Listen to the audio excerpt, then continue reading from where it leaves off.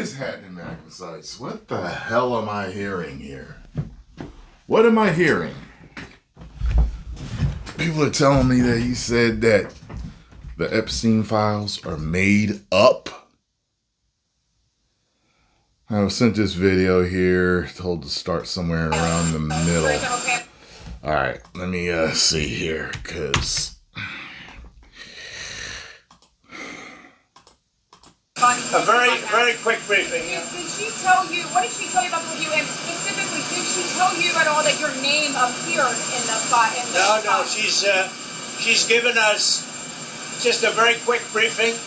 And in terms of the credibility of... She looks uncomfortable looking at him. You see that when he answered, and after they asked him that question, she looks uncomfortable looking at him, just looking at his answer. The different things that they've seen. And I would say that, these files were made up by Comey, they were made up by Obama, they were made up by the Biden information. Wait a minute. Didn't they say that they had the files ready to release? They were on her desk and all this different stuff?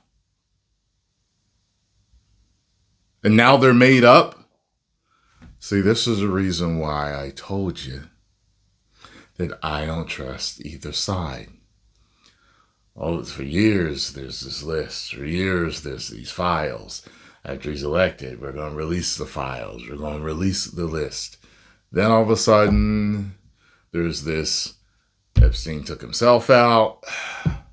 Nobody got to him. Then why is this chick in prison if there's no list? Now there's no list. Now the files were a hoax.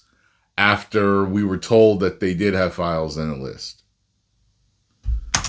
We went through years of that with the Russia hoax, with all of the different things that we had to go through. We've gone through years of it, but she's handled it very well, and it's going to be up to her. Whatever she thinks I don't like her body language. She should release.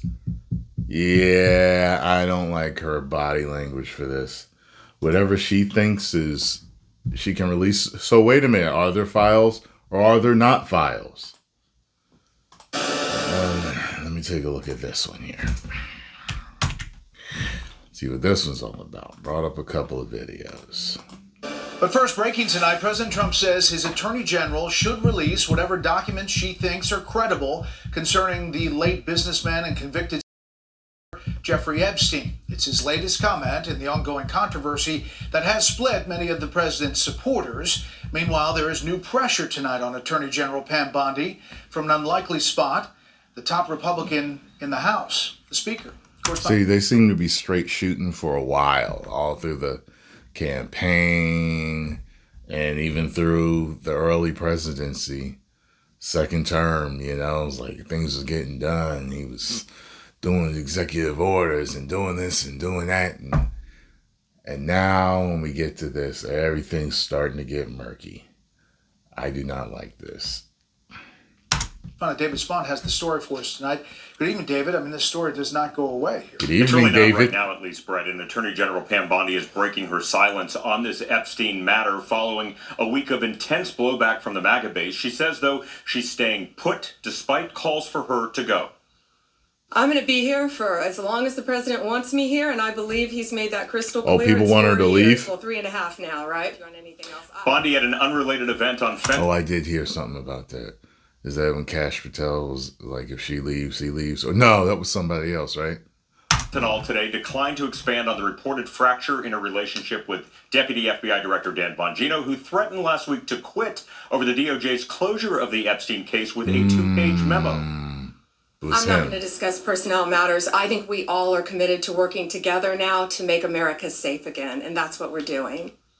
House Speaker Mike Johnson... I don't like that gloss over type of statement. Pushing Bondi to do a little bit more, though. Watch. She needs to come forward and explain that to everybody. I like Pam. I think she's done a good job. We need the DOJ focusing on the major priorities, so let's get this thing resolved. Well, today, President Trump, who's been tamping down the Epstein story and endorsing Pam Bondi, gave her some new latitude. The Attorney General's handled that very well. This is the clip that we just saw. She's really done a very good job. Whatever she thinks is credible, she should release. However, Jeffrey Epstein's former lawyer, Alan Dershowitz, says it may not be up to Bondi. Many of the things that are being suppressed by two judges in Manhattan, and they're doing it largely to protect the alleged accusers who are, in the view of the judges, victims. Pam Bondi and the Justice Department and Donald Trump are not responsible for that. Part of the reason Ghislaine Maxwell, former girlfriend and associate to Jeffrey Epstein, is appealing her conviction to the U.S. Supreme Court. But Brett, the DOJ is asking the Supreme Court to deny Maxwell's review of the case and leave her in prison where she's serving a 20-year sentence for conspiring with Epstein in his... Right. But what's interesting is if Dershowitz is right, and it seems like he is pretty knowledgeable on this and has been a part of some of these cases, you wonder why the Attorney General is not saying all of that publicly, or the communication strategy here.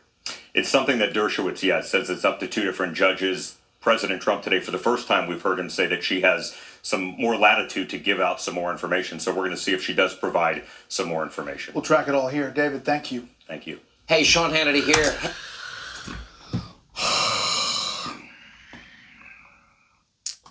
Correspondent.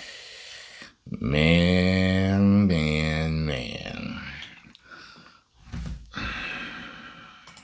And we got one more here. David Spahn is at the Justice Department tonight.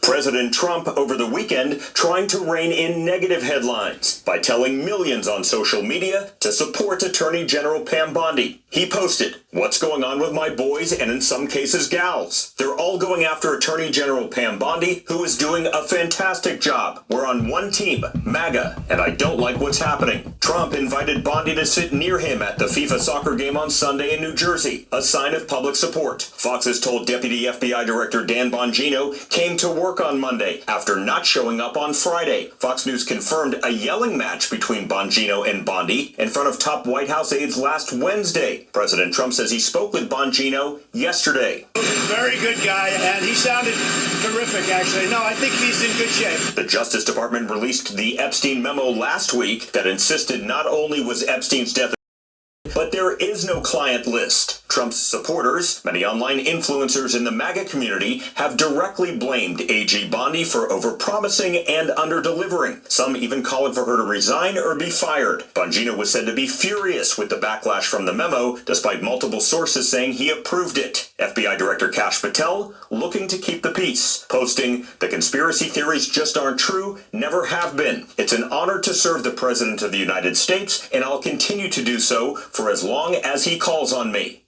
As for Attorney General Bondi, she is continuing to move forward. On Friday, Brett, she fired 20 employees at the Justice Department with ties to former special counsel Jack Smith, who was involved in the prosecution of then former President Donald Trump during those two federal investigations. Brett? David Spahn at the Justice Department. David, thank you. Hey, it's Will. I don't like this. I don't like it at all. I feel like we're being lied to. I feel like something's being hidden. You know what I'm saying? We'll have to continue to see what happens. And for the people that are going to say, you guys voted for this. I didn't vote. I'm not a registered voter. I'm a guy that stands on the sidelines and watches the political theater. And I've told you guys before, I am neither left nor right. I am a conservative person, but I don't trust either side. So I don't like this, and we'll just have to continue to see how this goes. But I'll tell you this, I think things would have been much worse if Kamala had been voted in. Post comments down below. Let me know what you think, though. If you enjoyed my thoughts on this, hit the like button, subscribe, and share.